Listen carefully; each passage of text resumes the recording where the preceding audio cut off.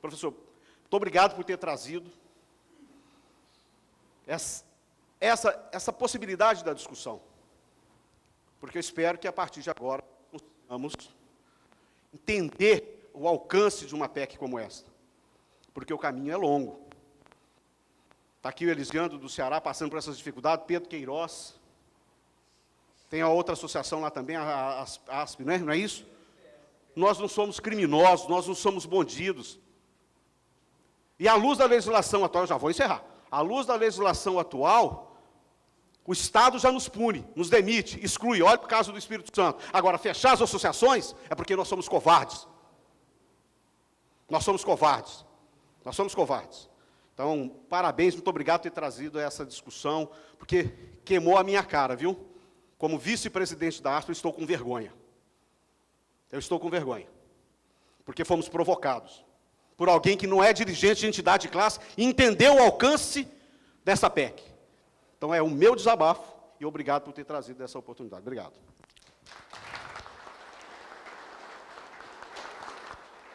Obrigado, Subéder, sempre com posições bem fortes e necessárias, inclusive. Essa reflexão é necessária, a gente vai ter que fazer amanhã na ANASP, inclusive.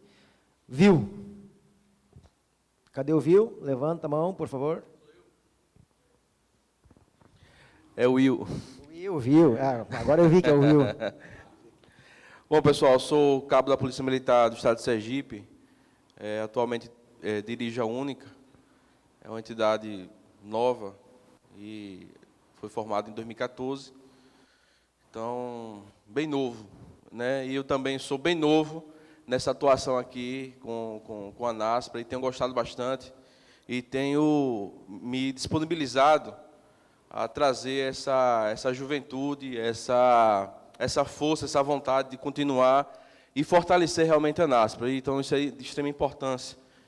A gente viu aqui as falas dos oradores e o quanto é importante a gente fortalecer e realmente trabalhar para que esses projetos eles sejam aprovados. Isso só é aprovado através de muita luta. Então, não pense que os deputados irão olhar para o texto, irão achar que nós somos bonitos e vai aprovar. Isso aí, vamos dar essa... Não, não vai. Governadores, sabe o que eles fazem quando tem projeto dessa monta? Eles viajam a Brasília para dizer, não, ó, não aprova isso aqui, não. É o que aconteceu agora com a proposta do fim da prisão administrativa. Nós acabamos de passar lá em Sergipe uma luta para aprovar o novo Código de Ética. No entanto, eles continuaram e deixaram ainda os resquícios da prisão administrativa dentro do novo Código de Ética. Houve um avanço, mas, infelizmente, é uma luta que precisa realmente de todos, que todos precisam se envolver. Lá a gente costuma dizer que a gente, para mobilizar os praças, ou é comida ou é dinheiro. Isso é uma grande realidade nossa. E a gente tem que mudar isso, porque existem PECs aí de extrema importância. Estamos vendo aí o que o Ceará está passando, o que o Rio Grande do Norte está passando, e dentre outros estados. Se a gente realmente não abraçar essa causa, é muito complicado. Me permita agora eu entrar no mérito. Então, assim, eu quero parabenizar os oradores e quero fazer também uma provocação em relação, e realmente eu concordo, que a gente precisa realmente se aproximar mais da classe trabalhadora do que como heróis, como guerreiros, como pessoas acima do plano terreno, né?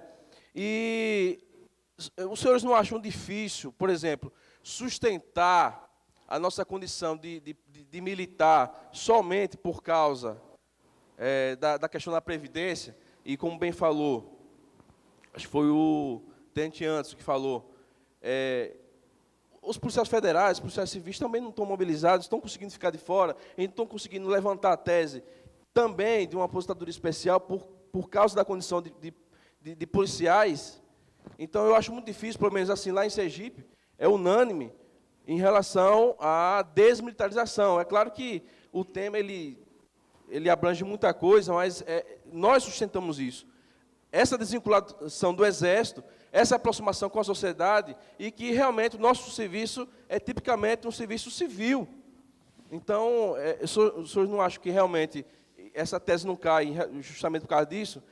Eu quero falar também em relação ao que o Anderson falou do direito à associação. se essa tese passa lá no Ceará, vai contaminar todo o Brasil. Então, a gente precisa realmente estar mobilizado e tentar aprovar, e só se aprova com mobilização.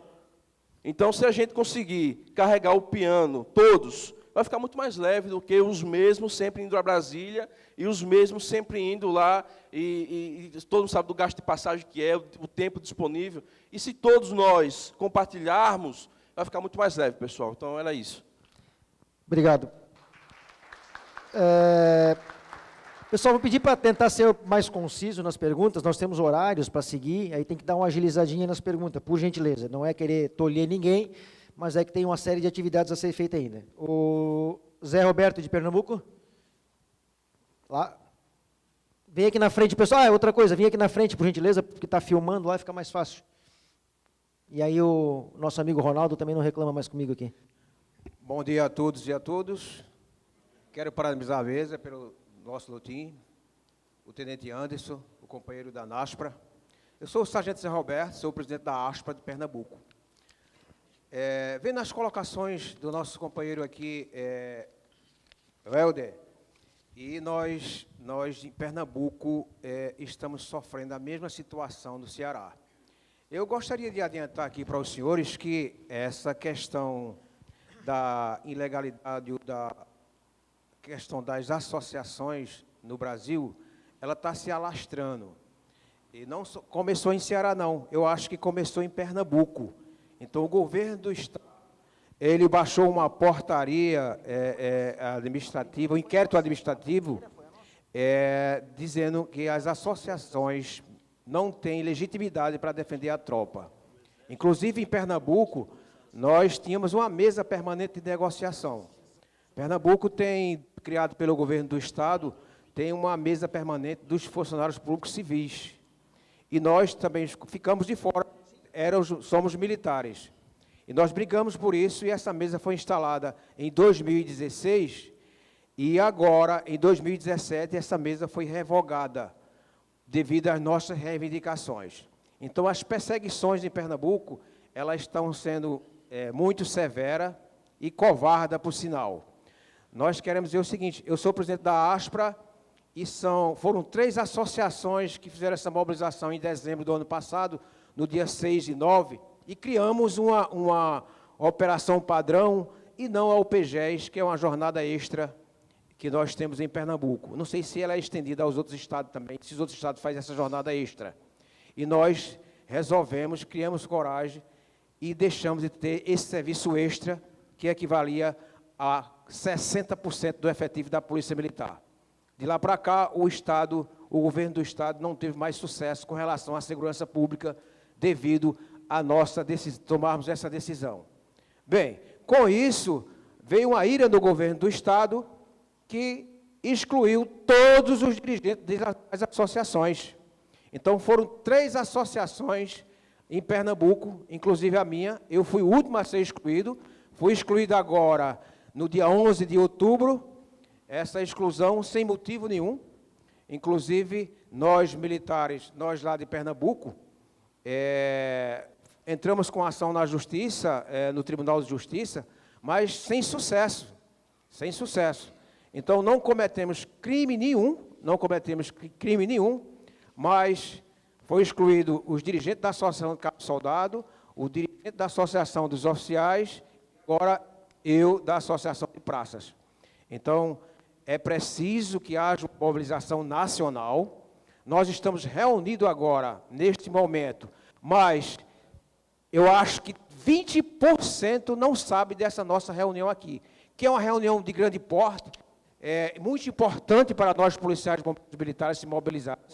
Eu até vou sugerir aqui para os senhores, para os companheiros, que se essa reunião de hoje aqui, esse encontro nosso aqui de 3 dias, o Brasil não tomar conhecimento, fica ruim para a gente aqui. Ou seja, será que nós, policiais aqui, reunidos todas as associações do Brasil, aproveitando até o momento atual em Brasília, nessa mudança que é a Semana da Segurança Pública, que nós sabemos que só é balela, só conversa e não atinge nada nós militares, o que seria interessante o quê? Botarmos uma nota em edição nacional, que nós militares exigimos nossos direitos. Eu acho que aqui nós temos que tomar uma decisão aqui e fazermos esforços para que a gente tenha que tirar do nosso bolso e botar aqui esse encontro aqui em edição nacional, num canal de televisão, e botarmos aqui, mostrarmos aqui que estamos reunidos também, e estamos reivindicando nossos direitos, ok? Obrigado, Zé Roberto. Pessoal, vou insistir, por gentileza, para que a gente seja mais rápido, porque senão nós vamos estourar o tempo. Everson.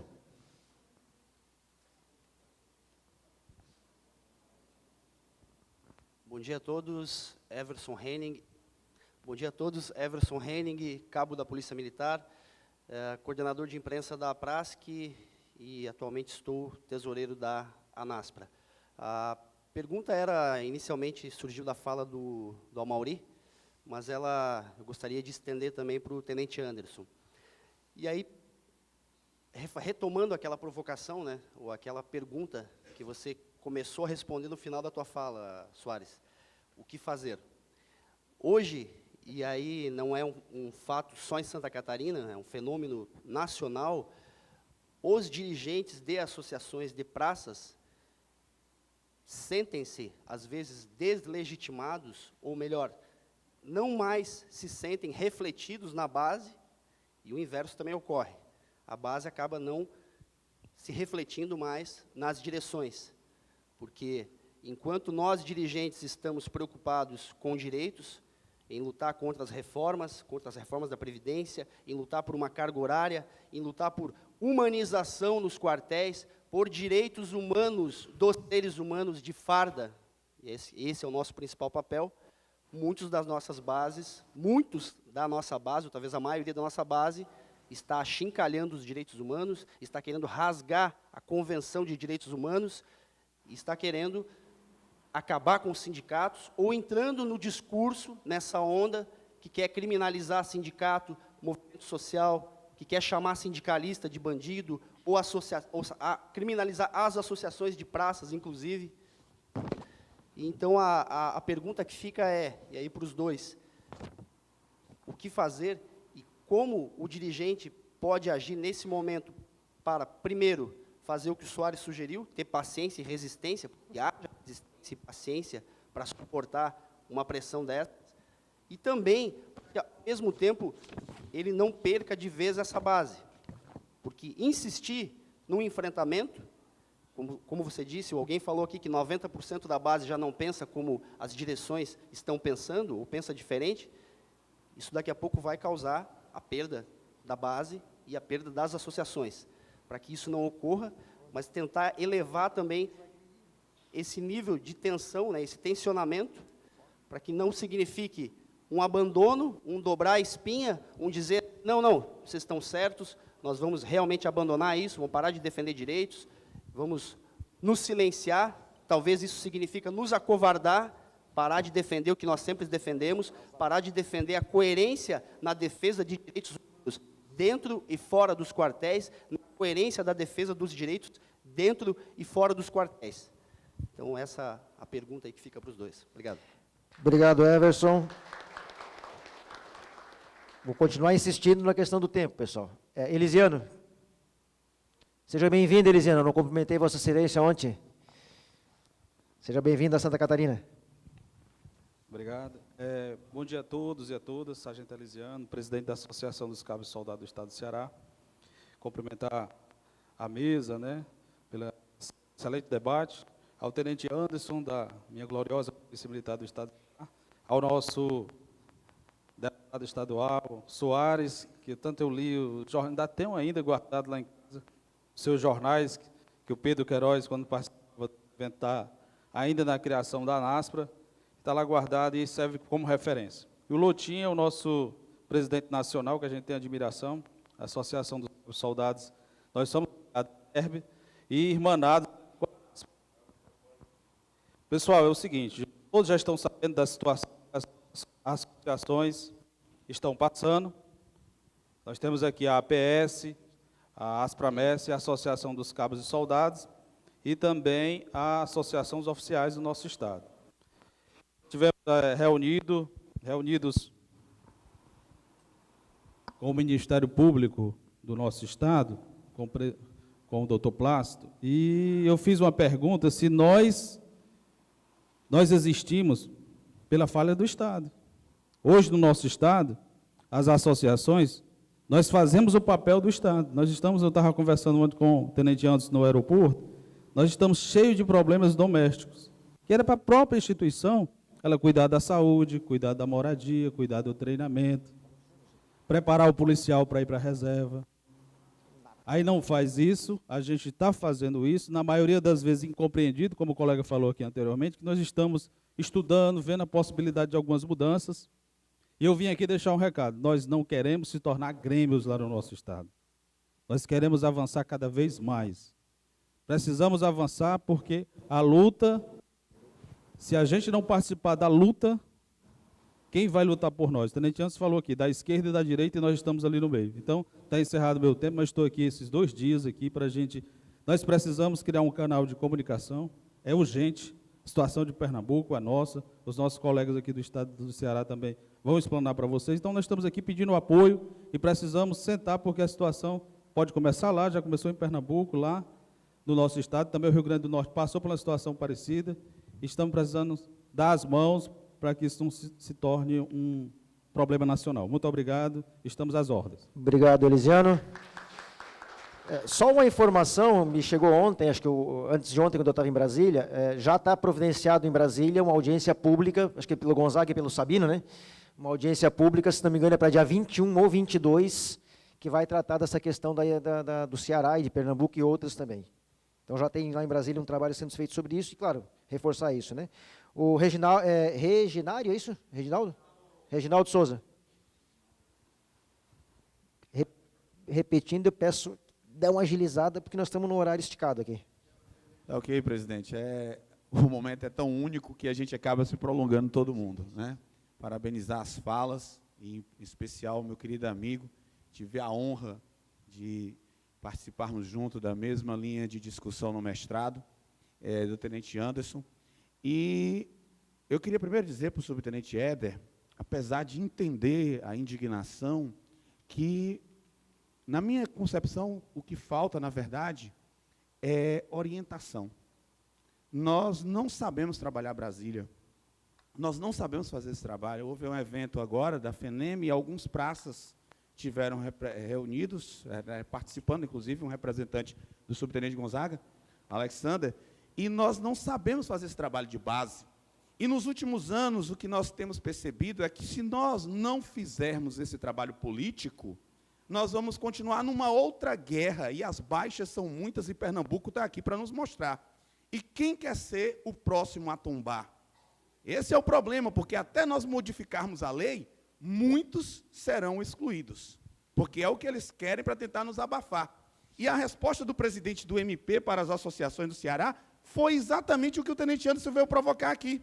Vocês só têm 2 alternativas: ou se adequam à Constituição, ou mudam a Constituição. Está lá a proposta para ser modificada. Então, nós precisamos entender onde é o nosso foco. E o dever de casa, que nós já deveríamos ter entendido desde quando o movimento paredista começou nos primeiros estados, e não fizemos. O que avançou nesse sentido foi termos elegido um subtenente Gonzaga, foi termos elegido um cabo Sabino e outros representantes de outros estados. Mas por que essa bancada não avançou tanto quanto deveria? São 7 representantes federais, delegados com um efetivo muito menor em nível de Brasil, em qualquer das instituições, consegue aprovar leis em Brasília que nós, praças, que somos a esmagadora maioria, não conseguimos. Então, na verdade, está nos faltando estratégia e inteligência para saber como lidar.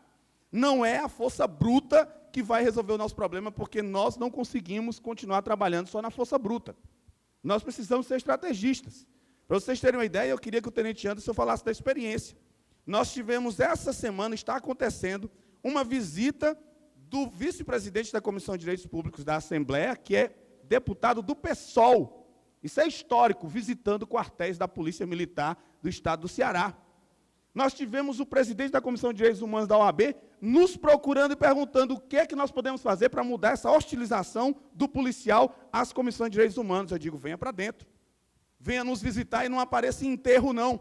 Comece visitando o presídio militar, que é muito pior do que qualquer outra instalação que vocês têm por aí afora, e todo mundo fala do presídio para os presos, mas vai visitar o presídio militar.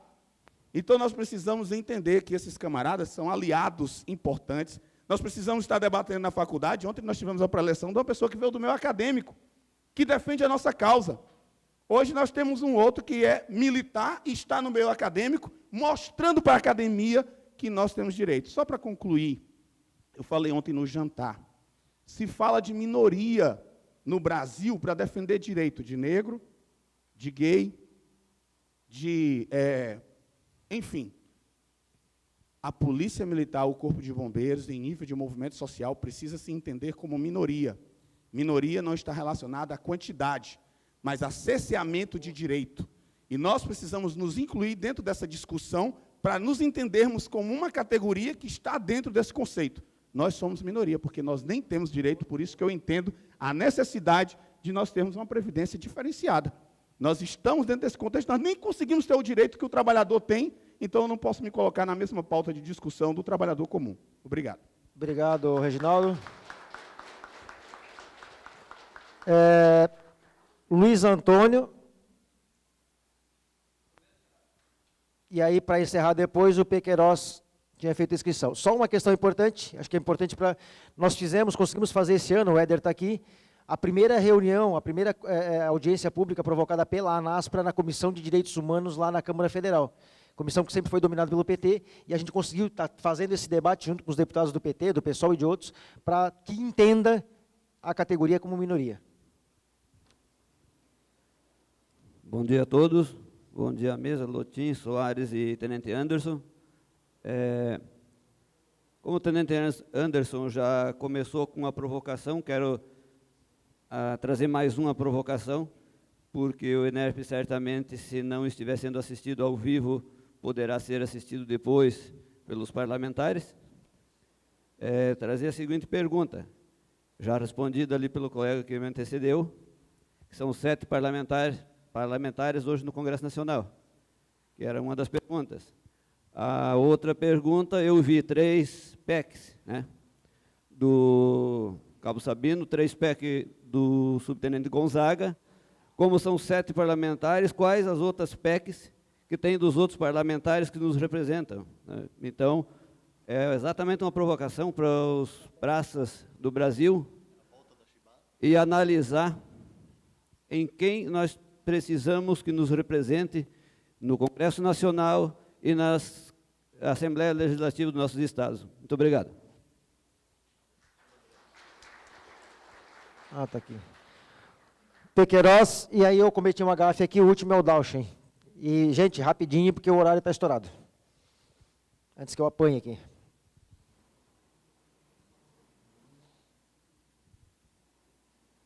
Bom dia a todos. É uma alegria imensurável estar aqui novamente em Florianópolis. Eu já tive em outro momento, quando a categoria teve, por parte do governo, represárias tamanha quanto está vivendo hoje o Roberto em Pernambuco, que foi quando foram excluídos diversos companheiros, inclusive da reserva remunerada.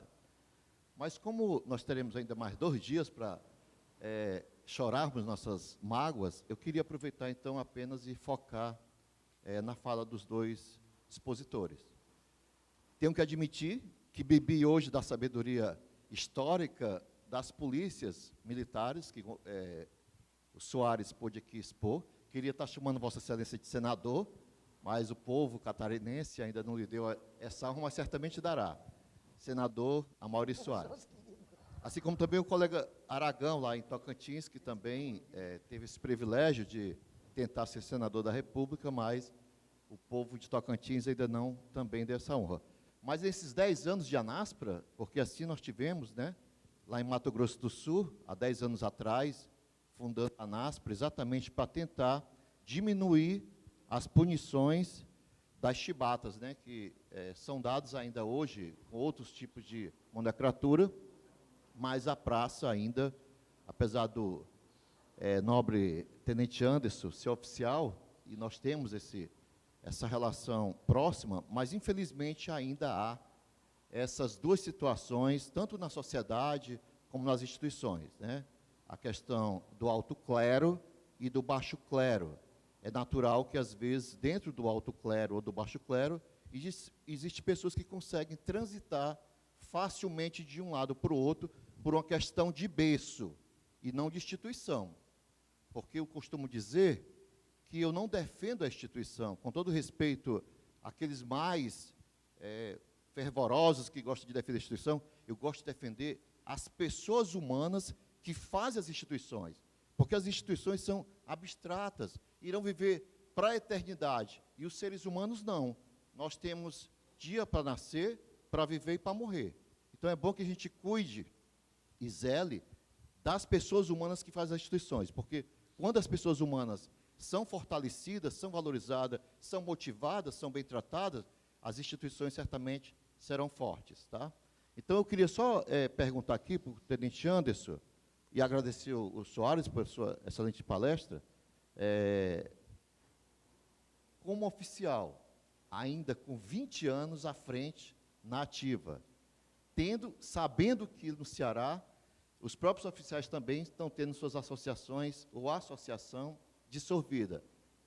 Retornando em dezembro, com todo esse arcabouço de doutorado na pesquisa humana, o senhor pretende desenvolver, se possível for, dentro da instituição militar, como policial da ativa, a busca da dignidade humana dos policiais e bombeiros?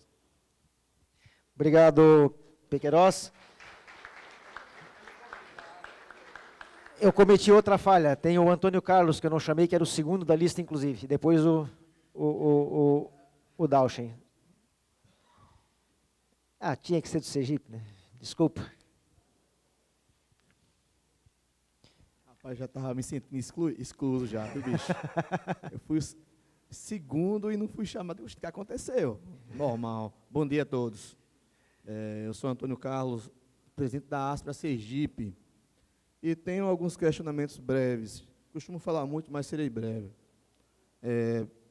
Bom, eu faço um mestrado em Direito lá na minha cidade, lá na UFES, na Universidade Federal de Sergipe, e sinto assim, um quê de um resquício, porque eu não escondo minha profissão de ninguém.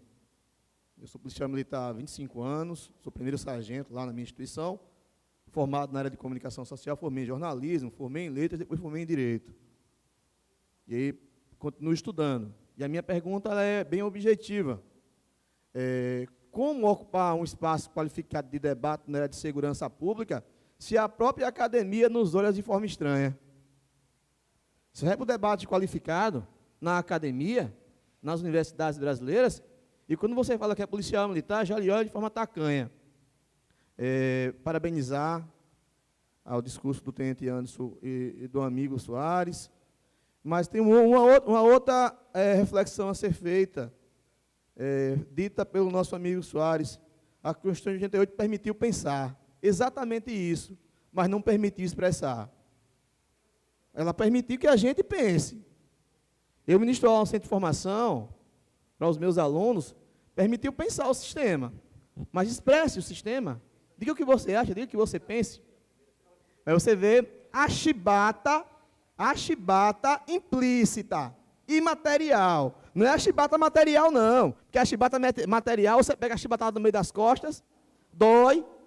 O que eu falo é de você ser perseguido, levar a chibatada de forma implícita, branca, velada.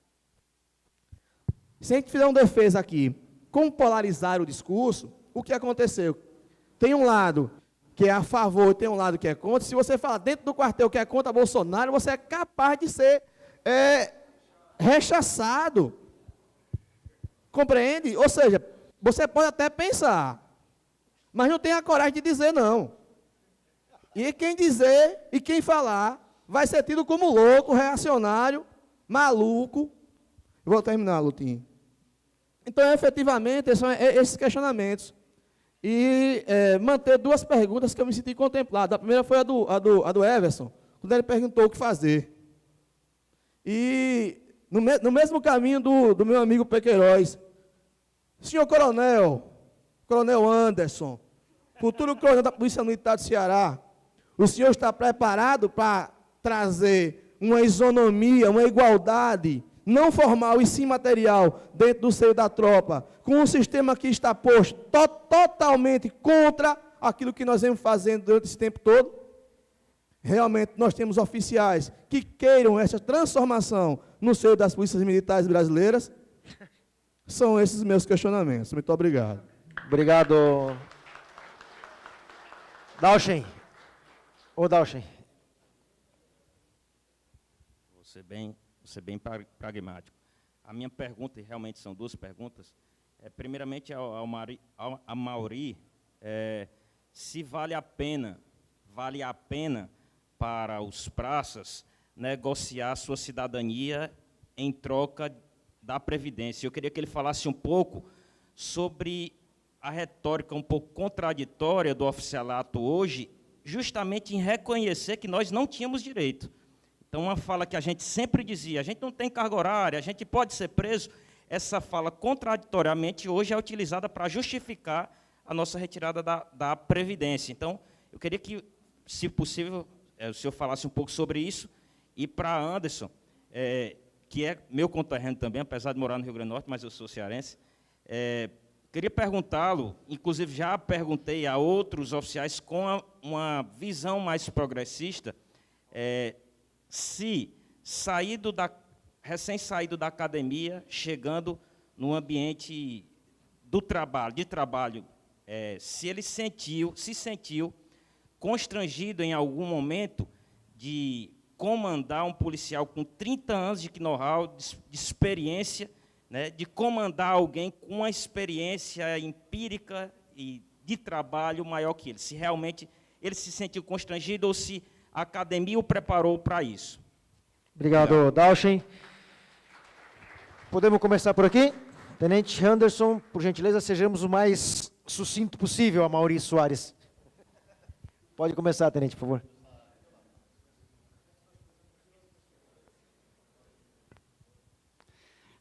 Bem, obviamente eu já sabia, já esperava o bombardeio, porque um oficial fazendo uma fala para os... Na verdade, eu vim aqui com o objetivo de aprender mais do que falar, de ensinar. Embora seja professor, vim para aprender, estou aprendendo bastante. E vou tentar, em 5 minutos, que é o tempo que acabei de receber aqui, falar alguma coisa sobre todas as falas, né? Enfim, o que é necessário dizer é o seguinte. Primeiro, as PECs escolhidas para serem apresentadas aqui por mim, são todas, porque eu concordo com todas elas, então defendo todas elas. Acho que isso explica algumas questões, né? Então, todas as que eu trouxe, obviamente a minha opinião não é a que vale, a opinião dos senhores e das senhoras que vão debater, né, são os praças. Eu costumo dizer que os praças são a maior categoria de profissionais, de trabalhadores da segurança pública. É a eles que cabe a discussão, eles que devem ser ouvidos quando se tratar das reformas da instituição.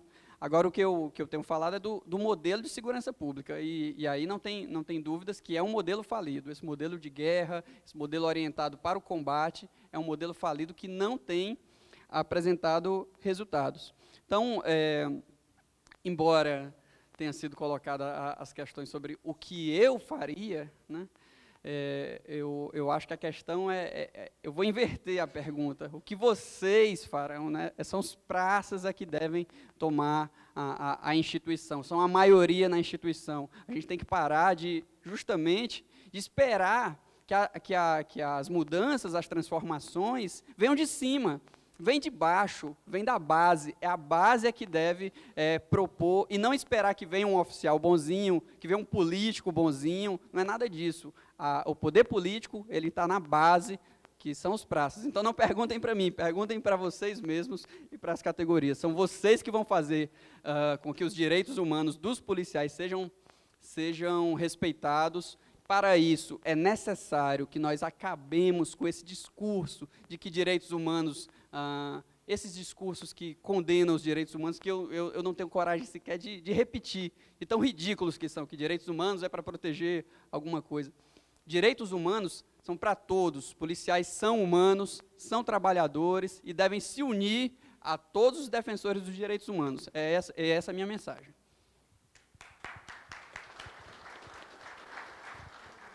Soares. Bom, 5 minutos é terrível, né? Saudar a presença do J. Costa. Pedir para o J. Costa vir aqui, ó. Senta aqui do lado do Pequeiroz, aqui, ó. O Pequeiroz está te esperando desde ontem, está com saudade. Tem o Eliabe também, estava com a saudade tua grande aí. É, parceiro lá, junto com o Pequeiroz, junto que era o presidente da NASPA na época, junto com o Eliabe e outros, né, arrancaram lá da... Me permito usar a palavra, da cloaca daquele congresso, a lei da anistia, que está precisando ser ampliada, né, para resolver os problemas dos camaradas do Ceará, de Pernambuco, etc. O Pequeiroz ou o Éder são dois gente boa, né? E o Éder se deve muito a NASPRA, a alguns companheiros, e o Éder especialmente. Eu lembro lá dos primeiros anos, era uma briga, o Prisco e o Aragão brigando, eu enfrentei os coronel da Bahia, eu enfrentei o Exército, e os dois brigando, e eu disse, não vai sair nada dessa reunião, vou gastar 2 dias que não vai sair nada. Mas o Éder ia com o notebook, ficava lá quietinho, só escrevendo. Na verdade, ele estava fazendo a ata, que ia ser aprovada no 3º dia. Daí, então, tem a NASPA por causa disso, ele fazia a ata, porque o resto era só nós pegando na porrada o tempo todo. Né? O Éder é autor disso. Agradecer aí as gentis palavras do companheiro e já responder, dizendo assim, eu acho que até o Everson respondeu de certa forma a tua questão. A maioria dos praças é contra sindicato. Neste momento, radicalmente contra. Eu sou diretor da entidade nacional, de uma Central Sindical Nacional, chamada Intersindical Central da Classe Trabalhadora.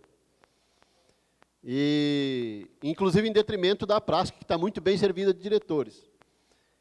Sou diretor às minhas custas, porque eu devolvi, inclusive, o dinheiro que nós gastamos para ir para o Congresso. Entendeu? Eu devolvi. Do meu salário de 21, 30 avos de segundo sargento. Devolvi para a Prasc, para não precisar ficar respondendo para um monte de miserável que tinha gastado R$300 com um hotel, com um ônibus, com uma passagem, sei lá o quê. Entendeu? Porque são radicalmente contra a sindicalização. Então, vão para Brasília lutar pela sindicalização dos praças, se estão no discurso da classe dominante, do governo e dos coronéis, que sindicato é tudo que tem de ruim na sociedade brasileira? Não, tudo, mas algumas coisas também são de ruim. Esse é o discurso dominante hoje. Né? Então, nós temos essas dificuldades. Uma pergunta que é do Wildo, do Sergipe, e também do Dauchen, o último companheiro que falou do Ceará. Isso é um embuste, dizer que nós temos que ser militares para preservar direito. É justamente por ser militares a vida inteira, né, que nós temos dificuldade de ter direitos, inclusive uma jornada de trabalho, inclusive a dignidade pessoal, inclusive o direito de se organizar. É por ser militar. E quem disse que para preservar direito previdenciário tem que continuar sendo militar? Quem disse que os civis, ou sendo civil, ou os civis não devem ter os mesmos direitos e nós não devemos lutar por eles?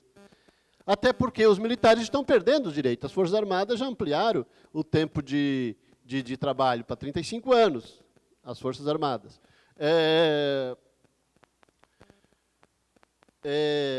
Além de ampliar os 35 anos, acabou a imediata nas Forças Armadas faz tempo.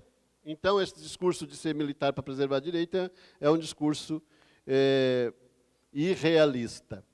Direitos humanos foi criado pelas potências que ganharam a Segunda Guerra Mundial. Estados Unidos, Inglaterra, França. A União Soviética estava lá junto, mas era a minoria. Então, essa que direitos humanos é coisa de comunista é outro embuste, é outra ficção, outro mito. Foi criado pelas potências capitalistas, nos direitos humanos. Para quê? Para a sociedade se defender contra o Estado, depois do nazismo. O Estado absoluto, ele cria traumas, ele prejudica a sociedade. Então, a sociedade tem que se defender contra o Estado. Então, direitos humanos é isso. Né? Então, é para isso que existe, não tem nada de comunismo aí, né? Tem de outra, da possibilidade da sociedade se defender. Claro que tem um monte de gente nos direitos fazendo merda, perdão da palavra, tentei evitar, mas foi melhor usar. Né? Claro que tem. Né? Assim como tem um monte de gente contrário fazendo outras, né? Também, né? Falando o contrário, outras. Né? Eu acho que conversar com os praças, a pergunta do Everson do que fazer, fazer o debate respeitoso e argumentar, inclusive, contra os impropérios de forma respeitosa e com argumento, com racionalidade. Nesse momento difícil, no debate que esse último companheiro colocou aqui, falar contra o Bolsonaro dentro do quartel, tu vai levar um tiro. Assim, embora tudo que eu falei, eu fui num quartel há um mês e 40 dias atrás, o cara me deu a marmita e depois perguntou o que eu achava do Bolsonaro. Puta, foi chato, eu estava com fome, o cara ofereceu a marmita dele para mim comer, o praça, Ituporanga. Né? E aí o Bolsonaro vai vir para nos salvar. Eu disse, pô, cara, eu tenho uma visão um pouco diferente. Tal, né? Então a gente tem que buscar fazer a discussão, porque a gente também tem a obrigação de não omitir aquilo que a gente pensa. Não é fazer panfleto eleitoral. As entidades não têm que fazer panfleto eleitoral nem a favor e nem anti-candidatura nenhuma. Né? As entidades não têm essa obrigação. Mas nós, enquanto indivíduo, devemos conversar com a companheirada nesse sentido. Eu peço desculpa pelas insuficiências da minha fala para alguns companheiros, para todos e todas, especialmente para alguns companheiros que me interrogaram nas últimas semanas e meses, mas quero terminar citando um trecho que o sobrinho escreveu no grupo da diretoria da praça. Talvez esses 20 anos que nós vivemos, né, 15, 10, 12, 20, né, da Constituição de 88 até agora, tenham sido os tempos áureos, né, se a gente não resistir. O primeiro ano do governo Temer. Temer assumiu em 13 de maio do ano passado. E eu entendo aquilo como um golpe, mas tá, não vamos entrar no debate disso aí. O primeiro ano que o Temer assumiu, primeiro 31 de janeiro, 31 de dezembro, 1º de janeiro do governo Temer, lá no presídio de Manaus, Anísio Teixeira, é isso? Teve aquela chacina lá. Aquele negócio lá. Pessoas cortadas. Ah, não eram pessoas, eram bandidos. Fácil de pensar assim, né? Cortadas em pedaços, cabeça para lá, bota a cabeça de um no braço do outro, etc. Isso virou moda. Aqui, em Santa Catarina. Nos videozinhos de WhatsApp da nossa turma, inclusive eu estou num só, que é da companhia de guarda, claro, o pessoal que trabalhava na penitenciária, né? Mas não é só nesse, os outros são piores, tem outros piores, né? Isso rola assim, como se fosse quase um folguedo, uma alegria, divulgar vídeo de bandido estrebuchando bandido. Aí amarra o cara, bota ele sentado, abre aqui, vivo. Abre aqui, vê o coração pulando lá dentro, pega o coração ainda palpitando na mão. E eles gravam isso e soltam. Outros cavando o buraco para ser enterrado depois. E isso está filmado, está gravado. Então, essa é a barbárie social, não é guerra civil. Guerra civil tem não é nem entrando em nenhum debate. Guerra civil tem um horizonte, uma intenção política. Isso não, isso é barbárie. Né? Então, isso é a prova do fracasso da sociedade atual e das políticas de segurança, inclusive. Ah, que bom que estão se matando. E teve até o cara da Secretaria Nacional de Juventude com caráter de ministério do governo Temer. Ele fez uma comemoração nas redes sociais pelos aqueles episódios. Ele devia lamentar, ele devia pedir desculpa para a sociedade. Filho do Cabo do Júlio? Filho do Cabo Júlio, que muita gente já ouviu falar.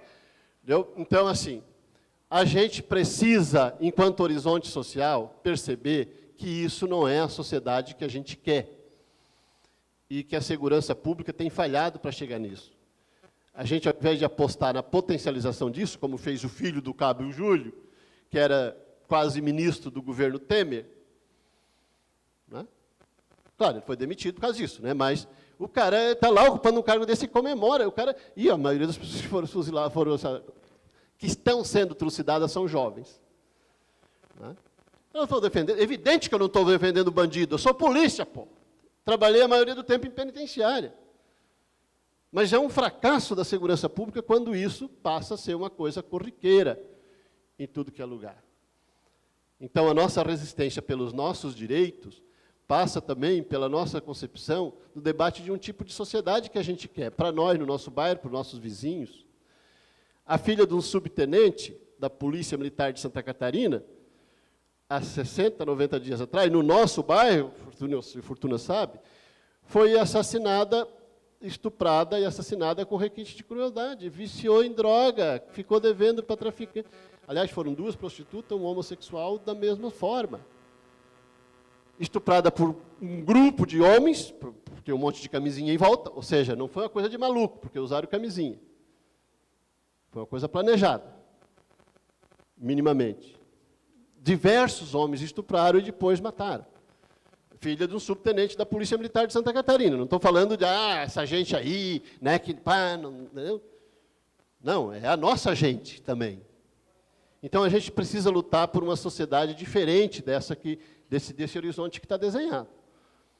Nós temos um governo que está produzindo a barbárie futura e a aniquilação dessa nação enquanto sociedade. O governo Temer e todos os seus ministros.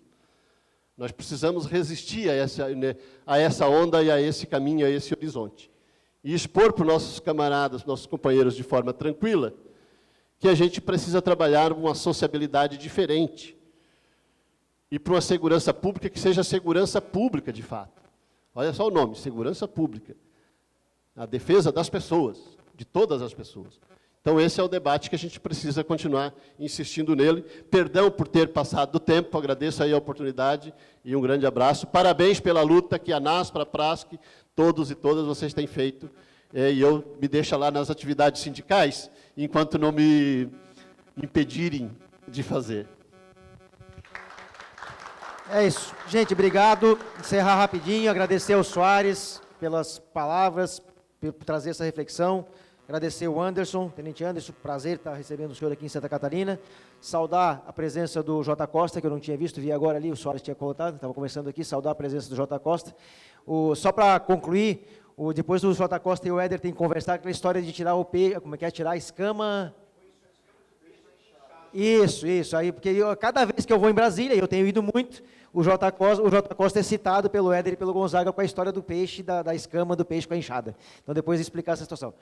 5 minutos para o café, é isso? 5 minutos para o cafezinho e depois retornamos aqui. Era de 15, mas em função da correria, tá? E depois todo mundo aqui de novo, senão a gente vai atrasando. Obrigado, pessoal.